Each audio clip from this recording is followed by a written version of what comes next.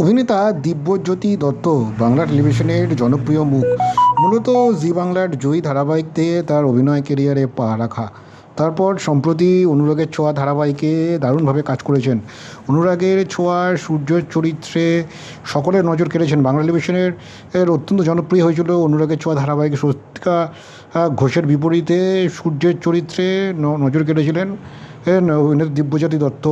প্রায় দীর্ঘদিন এই ধারাবাহিক চলেছিল সাফল্যের সঙ্গে। তবে সম্প্রতি বড় পর্দায় অভিষেক করে ফেলেছেন অভিনেতা দিব্যজ্যোতি দত্ত। আর প্রথমবার বড় পর্দায় কাজ করেই নজর কেটেছেন মহাপ্রভু শ্রী চৈতন্য চরিত্রে।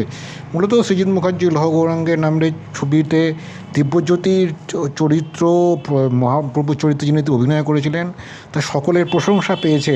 মূলত সম্প্রতি সামাজিক মাধ্যমে একটি ছবি পোস্ট করেছেন, যেই ছবিতে দেখা যাচ্ছে পেট একদম ভেতরে ঢুকে গিয়েছে, ঠিকরে বেরিয়ে আসছে বুকের পাঁজর, মাথার চুল ছোট করে ছাঁটা। তবে কি অসুস্থ দিব্যজ্যোতি? আসলে অভিনেতা মোটেই অসুস্থ নন।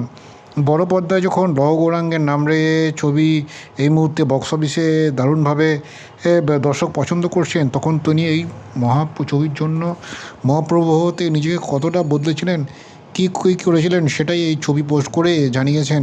দিব্যজ্যোতি তিনি জানিয়েছেন তিনি আজ আয়নার দিকে তাকালে আর নিজের শরীর দেখেন না, বরং চৈতন্যদেবকে খোঁজেন। তার মনে মহাপ্রভুর বৈরাগ্য জন্ম নিয়েছে। সেখান থেকেই স্পষ্ট তিনি চরিত্রের সঙ্গে কতটা একাত্ম হয়ে গিয়েছিলেন। এই ছবির জন্য 27 কেজি ওজন কমিয়েছিলেন দিব্যজ্যোতি। নিজের এই বদলের সফরের কথা জানিয়ে দিব্যজ্যোতি লেখেন, একদিন আয়নার সামনে আমি ছিলাম শুধু শরীর, আজ আয়নার ভেতর খুঁজেছি চৈতন্য।